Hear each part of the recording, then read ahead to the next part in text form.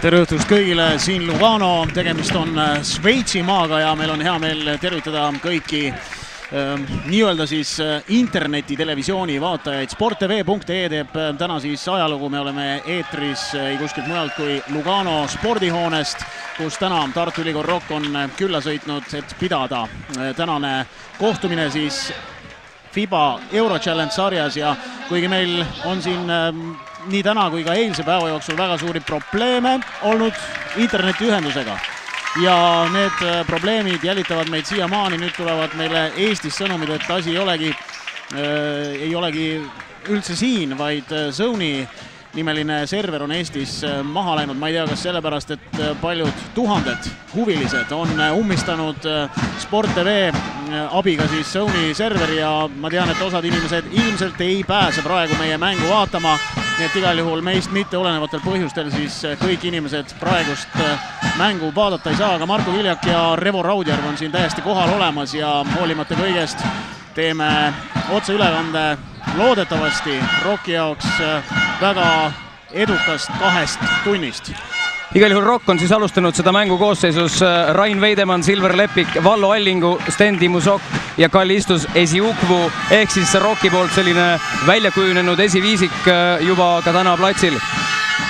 Ja vastased, kes küll on registreeritud nii-öelda Šveitsi lipu all, ausalt öeldes siin väga šveitslastest midagi rääkida ei ole, tegemist on ikka enamalt jaolt ameeriklastest koostatud meeskonnaga ja Edwin Draugan number 9 alustabki nii-öelda siis šveitslaste rünnakut edukalt. Loodan, et Rock suudab ka esimese korvi võõral väljakul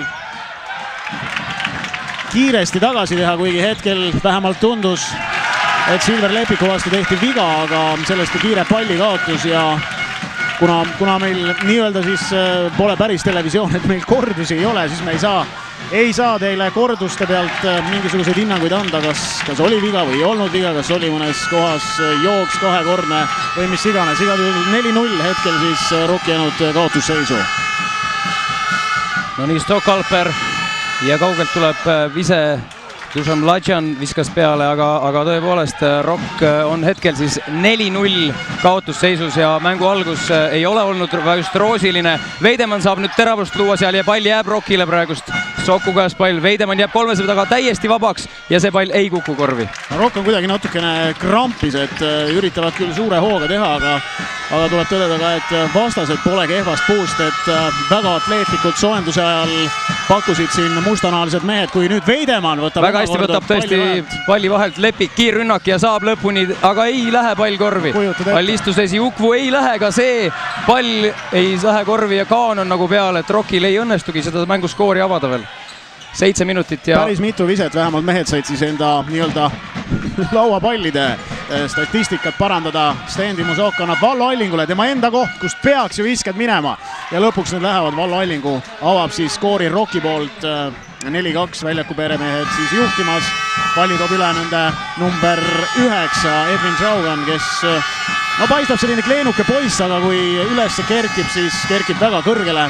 Hetkel siis pall keskmängija Sean Finni käes, kes tegi siis nii-öelda kvalifikatsiooniringis supermänge ja seda siis Ljubetse suurklubi Venemaa vastu ja lausa ühes kohtumises siis 19 lauapalli, nii et tegemist väga suure mehega. Mul õnnestus selle mehega täna ka puht juhuslikult siin Lugano linnatänavatel kohtuda. Tegelikult oli see üks väike Itaalia restoran, kuhu siis mees sööma tuli ja ma siis vargsi piilusin, et palju ta sööb, et no näiteks ta tellis endale 4 salatit ja minust jäi ta neid salateid sinna edasi sööma, et kõva isuga mees. Hetkel siis vabavisetel number 4 Derek Stockalper, kes samuti siis ühe mehena, kes põhiraskust Lugano mängujoonises kannab ja näiteks päris kindla võidu Ljubetse üle saadud kohtumise Stockalper tõi 14 punkti oma meeskonnal, olles siis resultatiivsuselt 3. mees tiimis. Hetkel 6 minutit jääb mängida esimest veerandaega. Rock on, no ütleme nii, et mitte kõige kehvemini mänginud nüüd viimased minutid, kuigi esimesed paar minutit oli küll selline üsna krampis olek ja tegemist on siin üsna väikese väljakuga. Võiks öelda, et tegemist on suisa koolivõimlaga, sest tõepoolest siin selles majas on siis päris mitmed nii-öelda meie mõistes kutsekool, väiksemad õpilased, ühesõnaga selline segapudru. Ma ei oskagi öelda, mis selle institutsiooni nimi on, aga meil vähemalt Eestis sellist asja näinud ei ole. See koht on üsna väike ja kui siin eile sai ka arutletud selle üle, et kas ja on üldse võimalik pidada sellises väikeses, kui nüüd Janar Talts vahetab välja Vallo Allingu ja tuleb mängu, et kas on üldse võimalik pidada sellises väikeses võimlas nii-öelda FIBA egiidi all toimuvaid kohtumisi ja kui selline miinimumnõue, siis oli vist 2000 inimest peaks saali mahtuma, siis julgen väita, et siin, no kui 1000 inimest täna siin oleks, siis oleks see juba päris hea näitaja, kui vastaste number 14, Michael Efibra, nende üks suurimaid korvikütte viib siis 4 punktiga Lugano ette ja Stendi Musok üritab visata, viskab mööda. Vastased tulevad üsna kiirelt üle, õnneks Rain Veidemann õige koha peal ja jääb nüüd küll natukene oma kaitseformatsiooni hiljaks ja vastased ei kasutanud siis ülekaalu ära.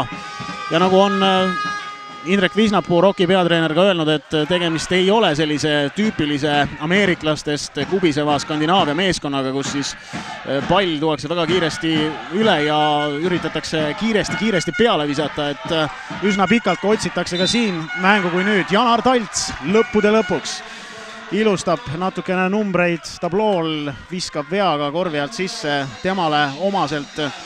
Me Revoga mõlemad olime ka Rockiga ühes hotellis ja vähemalt meeste nägudelt siin päeva-paari jooksul lugesime välja, et nad on üsna enesekindlad ja tulnud siia Šveitsi kindlasti võidu mõtetega ja eks selles eurosarjas on kindlasti see esimene võit ka väga määrava tähtsusega. Selle pealt on juba hea edasi minna. Tänastest Euro Challenge mängudest on ka üks kohtumine, mis siis peetakse samas alagrupis, kus mängib ka Rock lõppenud ja seal siis mõneti ka üllatuslikult väga suure vahega bulgaarlased. Lukoil Akadeemik võitis siis Lissaboni Beneficat ja seda 91-72 numbritega ja seal siis vana tuttav ka Eesti korvpallisõpradele Kaspar Skambala, paha Läti poiss, toonud 18 punkti ja juba järgmisel teisipäeval, 23. novembril on Rocki eurosarja kohtumine siis koduses Ujula tänava spordihoones ja seal on siis just nimelt võimalik Kaspar Skambalat näha, ma ei tea, võib-olla isegi, et katsuda. Igal juhul Lukoili Akadeemiku ridades mees siis Tartusse tuleb. Nüüd, kus suudavad Janar Talts ja Silver Lepik suruda vastasmängija, kes see oli? See oli number 11. Me istume ka tegelikult siin tribüünil üsna üleval, kus meil arvutiekraanid ja asjad on ees, et kuna meil selliseid monitore siin ees ei ole, siis me tihtipeale ka ei näe, kes, kus ja mida teeb. Dušan Mlađan, selline mees, tegi siis pallise kaotuse, kui Rock võtab nüüd siis enda rünnakut ülesse. Ausalt öeldes rääkides ka, kui ilus Alle Opp sööd praegu Rain Veidemannilt ja ka listuses Jupul polnud probleemi see pall väga lihtsalt korvi panna. 90 punktiga siis Rock hetkel taga, rääkides siis eile Lugano meeskonna mänedžeriga, kes meie üllatuseks, kui ilus pallikaotus Lugano meeskonnal vahetavad mõlemad satsid vastastel väljakule number 13 Michael Efibra, kes kindlasti väga valusa käega mees ja no näiteks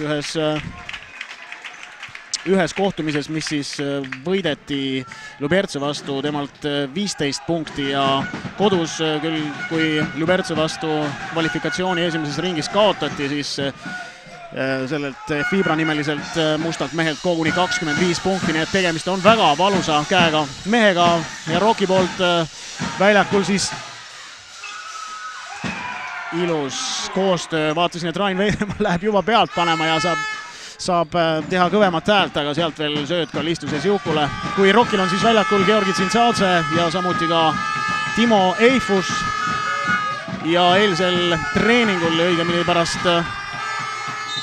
pärast treeningut Rocki treenerite kolmik arutles selle üle, et kas mitte nüüd, kus vahetab taas jällegi Lugano Tigersi meeskond väljakule number 12 Byron Sanders, kes on ka selline üsna suur kuju.